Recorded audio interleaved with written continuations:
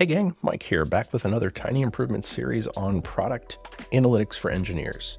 Over the past couple months, I've been on a journey of trying to improve conversions of newsletter signups on my personal website. My newsletter is sharing my experience working at companies like Google and Stripe and Microsoft, and I've been trying to get more people to sign up using the things that I've learned along the way. This series has largely been an example of what I do as an engineer, looking at something, trying to make the process better, and collecting data where possible to be introspective about what's going on. It's been quite a journey here. Initially, we found that my sign-up process was just broken. There was a bug somewhere that was a little hard to detect with the newsletter provider I was using at the time called ConvertKit. I've since switched from ConvertKit to a provider called Resend, and I've been using a product called PostHog to do analytics on my software to see what's going wrong, what's going right, and to try and make better decisions about what I'm doing. It's been a couple weeks since the last video where I set up an experiment to test 3 different variations of a newsletter sign-up form on articles and newsletters on my website. I'm excited to see the results from that, and I've been using PostHog's A/B testing feature to pit them against each other to see if one does better than the others, and I'm excited to see the results in that. My site has been passively collecting information over the past few weeks as people have visited the site and either signed up for the newsletter or not, and hopefully we've got enough information to be able to make a decision and to move on from there. So without any further delay, let's dive in and take a look at the results. Okay, look at this, we have a result. So there's a lot to see here. Let me try and distill this down a little bit. This is the experiment we were running on PostHog with the A/B test to test 3 different variants of newsletter calls to action on my site. If you remember, we reset this during the last video because I had to improperly set up sort of the code side, the implementation side of things.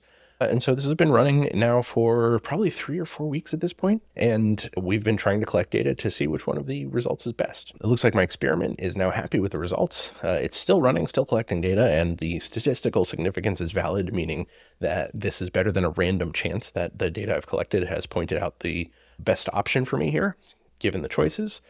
They do a good job of giving me some copy here that says, good news, your experiment has gathered enough data to reach statistical significance, providing reliable results for decision-making. Before taking any action, review relevant secondary metrics for unintended side effects. Once you're done, you can stop the experiment. I don't have any secondary metrics set up, and I don't think there will be any unintended side effects in this case, but that's something that's important to consider if you're doing a more complex A/B test. There may be more things at play than just the one interface that you have. If there are decisions that get made after the fact, or if there are other factors that feed into the decision-making process, it's important to be a little more introspective about what's going on.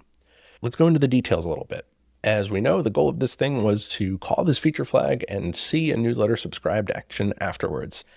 I'm still kind of a little bummed to say that I haven't gotten many newsletter subscriptions over the past few weeks. I don't think I've really fixed the problem that I set out to fix, but I've at least proven that one of these things seems to convert better than the others. In my case, that's the one that's displayed when the variant control is called. It looks like there's a 94.35% chance that this one does a better job of converting than the simple and hero ones that we had set up. And so that's the one I'm going to end up going with here. As you'll see, the raw numbers look kind of a little bit depressing, actually. I've had less than 0.5% convert in the last month, which I would love to see that get to somewhere around 1 to 5%. That would be amazing. That's probably a sign that I've got all the things right at that point, and maybe over time we can kind of get this thing to go up. But at the very least, one of these 3 variants does better than the others. So it seems that the control option is going to do the best, and that the simple and hero options are less optimized. For whatever reason, people don't respond to those as well. If I scroll down a little further, there's a breakdown here and detailed results of what went on. It looks like I've had about 2,200 go through each of these segments. Most of the people, of course, dropped off, but 17 coming through the control segment converted,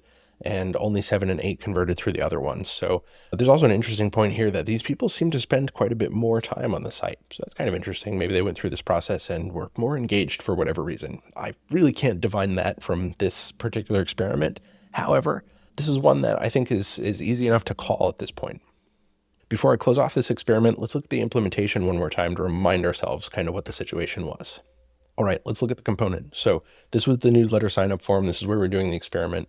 Whenever I'm rendering this newsletter signup component, we're getting in the experiment variants from PostHog, control, simple, and hero. And depending on which one PostHog decides to use, I'm rendering one or the other here. So I've got my fancy variant, a simple variant, and a detailed variant, and they're being called under control, simple, and hero. This may be a little confusing. The names of the components that I'm rendering on the page don't exactly match up with the experiment variants. That's because at some point during this process, before I hit reset, I changed the design of the components that I'm using. However, Rest assured that the data maps correctly from PostHog to here, and we can trust one or the other. For the detail-oriented amongst us, you might have noticed that I've also switched from VS Code to Cursor. Cursor is an IDE that is a fork of VS Code. I'm testing it out because it has some really compelling AI features, and as compared to GitHub Copilot, at least at the moment, it seems to have a better workflow for me. With that being said, I haven't yet paid for Cursor, but it's something that I probably will end up doing in the next few weeks here. This video series is sponsored by PostHog. When PostHog got in touch with me to talk about this video series, I was really excited. It's cool to see their feedback on what is essentially a snippy little upstart YouTube channel at the moment. I've been really happy working with them, and it's been really cool to work with the product, and I really love that the features are so easy to use. I'm a pretty analytically minded person, but I'm not a statistics expert, so something like statistical analysis being done for me and explained to me in language that I can understand is really cool. PostHog is a great product because it's easy to use, it's super easy to implement, their documentation is great, and their free tier is wildly generous. If you're interested in giving PostHog a try, go to the link that's on screen or in the description below and tell them I sent you. It means a lot to me and it helps me out a great deal. Thanks so much. Just as a reminder, going back to PostHog, the control variant seemed to win. So believe it or not, that's just what I had on the site beforehand, which is kind of the unsatisfying answer, but maybe also good that kind of my gut was working. In the end, we're going to roll with the fancy component, and let's take a look at what that looks like by just sort of forcing it onto the page for a minute here. So what I'm going to do is just delete these and render the fancy one. Fancy. And we'll spit that out and take a look at it on the bottom of the page. This is what I had on the page before I started this experiment. That's fine. I'm cool with it. I'm glad it's working. You'll see the number is 19 here because we're in my dev environment. I'm using a different mailing list here just for testing. And so that's going to be the end result of the experiment. However, I want to show something that I think is kind of a cool feature of PostHog too. PostHog has a really nice feature here for shipping a variant. So the experiment is over. It's done. And I have a statistically significant result. I can now ship a variant from PostHog directly, meaning when I click on this guy, it says this will roll out the selected variant to 100% of users and stop the experiment. That is going to pick the winning value, right? The control value of the 3 that I had. And it says for more precise control of your release, adjust the rollout percentage and release conditions in the newsletter banner treatments feature flag. That means that if I wanted to, I could keep some of these old feature variants around, but I'm going to roll this out to 100% of users. That means I'm going to stop rendering the other ones on the site. And that's as easy as clicking this button. So let's go ahead and do that. Boom, the selected variant has been shipped. This is complete. It's now ended this experiment. I can archive it when I'm ready. Control has been released to 100% of users. And now if I go to mikebyfolco.com and pull up a newsletter, I should have that variant there. Look at that. Hey, 900 subscribers. Wow. Looks like I just hit a nice number while recording too. 900 subscribers is...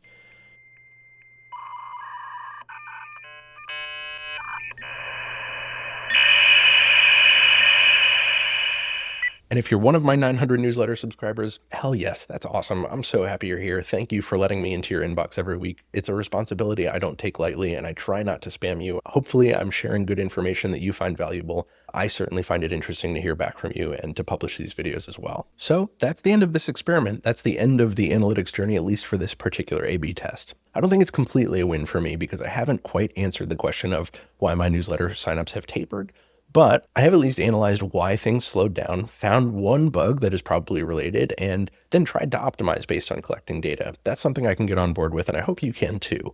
There's definitely more work for me to do here. In my next video, I'm going to explore a redesign of the pop-up that appears on the page to ask people to subscribe to the newsletter as they're scrolling. We'll take a look at how it's triggered, what I'm doing to make it appear, and maybe revisit the copy on that and present it in a way that's, I don't know, hopefully more compelling. I've also got some more work to do on SEO related stuff and probably publishing some more technical articles along the way. One of the things that I don't really do often enough is go back and link from one article to another on my site. It'd probably be a really good idea for me to add a related posts thing at the bottom of each article, or maybe on the right column under my table of contents where I show you what the headers are for a particular article. It might be nice to say, hey, if you enjoyed this, go read these other things too. And it sounds like that's probably a good idea for another video as well. And as you watch this video, if you find yourself browsing my site or reading the newsletter, if there's things you'd like to see me try or you're interested in, whether or not it has to do with optimizing my little problem here, I'd love to talk about it. And genuinely, I'm curious about what you would like to see more of. So do you want to hear me blather on about startups? Do you want to hear me talk about debugging or building teams or what it was like to go through Y Combinator? Any of that stuff. I try to be an open book and I'll try and share whatever you're interested in as long as I can put together something compelling. So This is me signing off for now. Thanks so much for hanging out with me. My name is Mike Bifulco, and this is Tiny Improvements. I really appreciate you listening, and any feedback you've got for me is always welcome. Until next time, be excellent to each other. I'll catch you then. See ya.